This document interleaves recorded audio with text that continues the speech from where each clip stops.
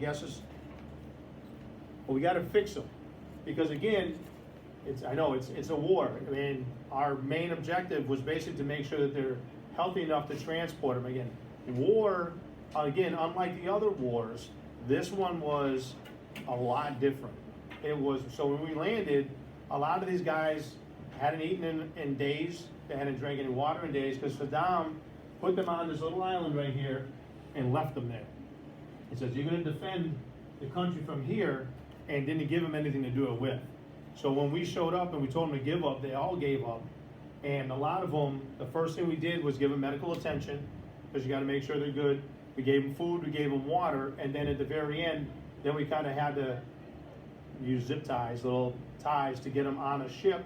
And then we took them back to Saudi Arabia, back down here. So once we put them on here, we kinda came back to here. And again, how many days was Desert Storm? Does anybody know? No. How many days? There's the clue. Days. Think back to when we did the timeline. Do you remember when you did your timeline? Lexon, I know you're looking it up right now. 4 days. It was 4 days of, so I was over there for 10 months, and the actual war, what everybody considers the war, was 4 days. From the time they started to the time they ended, and I believe if you look at the timeline, you can see, let's see. Received redeployment, March 5th. So basically, on March 3rd, we brought everybody back, all the prisoners back to Saudi Arabia, and the ceasefire came about 2 days, 3 days before that. So again, it was a very fast war. So if there was a war, not that war is good, but if there was a war that I'd rather be in, it was this one. It was done real quick. So that in a nutshell is what I did in Desert Storm. Now, any questions? So I'm okay, you guys can go out of order. I've given you guys questions. If there's a question that you have yourself, feel free to ask it. You don't have to write ask the ones that are on the paper. If you have your own questions, ask them. If you want something to go off of, you have questions on your paper you can use. And I'm okay with dropping which questions assigned to who, guys. You guys are doing great. I'm really proud of you. Yes. What was your rank?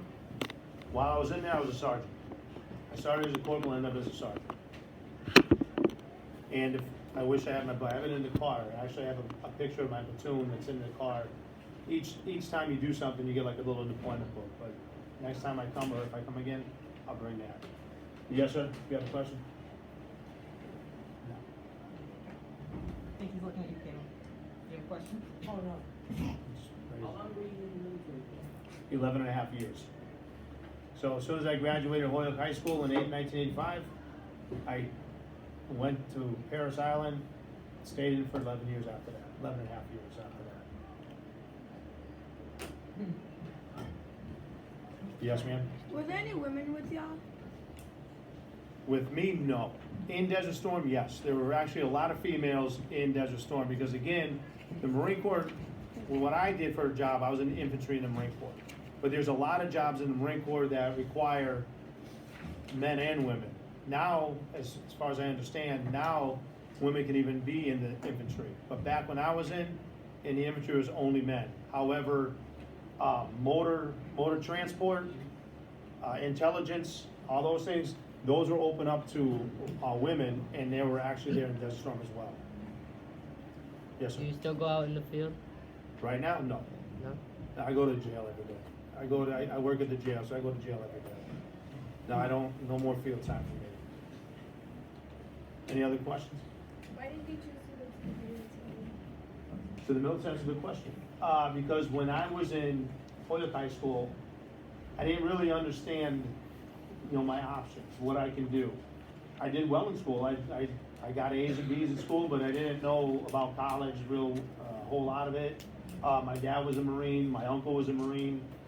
So in my family, it was, you go get a job or you join the military. College wasn't even an option at that point. So that's how I ended up in the military. Questions? Yes, sir. Why did you want to join the Marine Corps instead of any other branch? The Marine Corps, well, good question. Well, my dad was a Marine, my uncle was a Marine.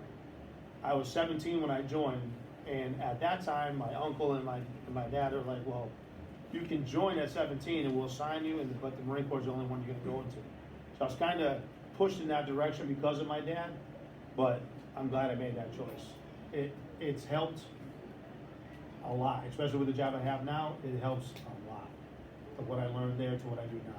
So, yes, ma'am. Did you have friends when you were there? I still have friends in there. As a matter of fact, the guys I was in Desert Storm with, I get together with them every now and again. One lives in Texas and the other one lives down in Pennsylvania. But we were all three sergeants I was in charge of heavy weapons Bravo Company. They were in charge of heavy weapons Alpha and Charlie Company. So all three of us still communicate to this day. Yes, sir. What's that? My feeling as far as how did I feel about the war? Good question. The way I felt about it was I looked at it was my job. I joined the Marine Corps to do whatever the Marine Corps asked me to do.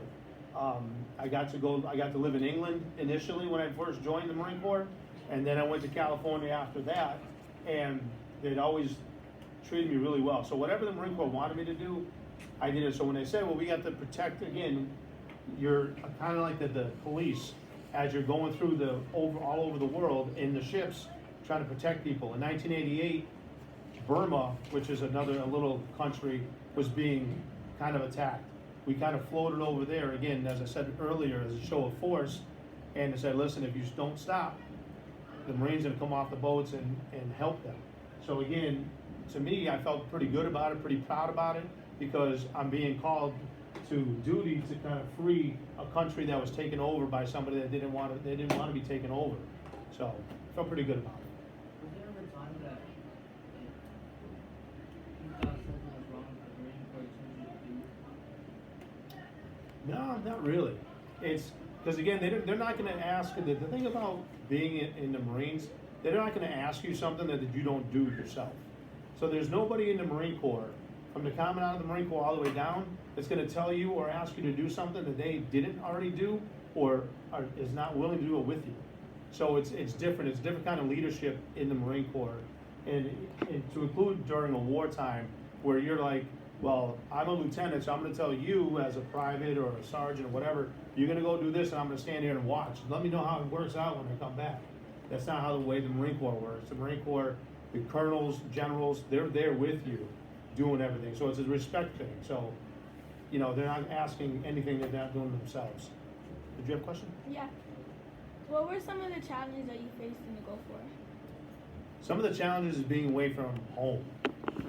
First of all, so in the beginning, again, we left in June, and we didn't come back until, I want to say it was like April, we actually came back to California where I was stationed at. So that whole time, you're really not knowing what's going on. They give you as much information as they can to let you know what's going on, but your family, because again, there was no smartphones, there were no, pick up a phone, unless it was attached to a cord, you weren't calling anybody. All the mail that you did, there's no emails, so it was like what they call now snail mail, where you write on a piece of paper, you throw it in an envelope and throw it. That's how you communicated with people. And because we were here in the middle of the Persian Gulf, there was really no way to get our mail to us. So every now and again, and if you look at the paper where we went to Singapore and then we went to the Philippines, once you stopped at those, they try to kind of guesstimate where you were and try to get your mail to you, so you can kind of at least find out what's going back in your home. A true story though, I was 5 years out of high school when this happened, and this gentleman, Peter McAndrew, he found a way to find me because we had a 5-year class reunion, and it came over the ship's like message thing. They said, hey, you got from a Pete McAndrew about a high school reunion, and I was totally blown away. Of course, I couldn't go, but I was like, so I don't know how he did it, but there's ways to get a hold of you. But that was the hardest thing, is just not letting your family know what you're doing, not knowing what they're doing, you're just kinda out there for 10 months. Other than a couple times that we landed in the Philippines, Singapore, I believe we went to Hong Kong too that year as well, so. CP, What's that? like CP, isn't it? No, I haven't seen Pete resides, at our class, He teaches the class. yeah, we have our 35th class reunion coming up, so I'm sure I'll see him at that point. But yeah, I don't know how he got it out there, but he got a message to me somehow out there.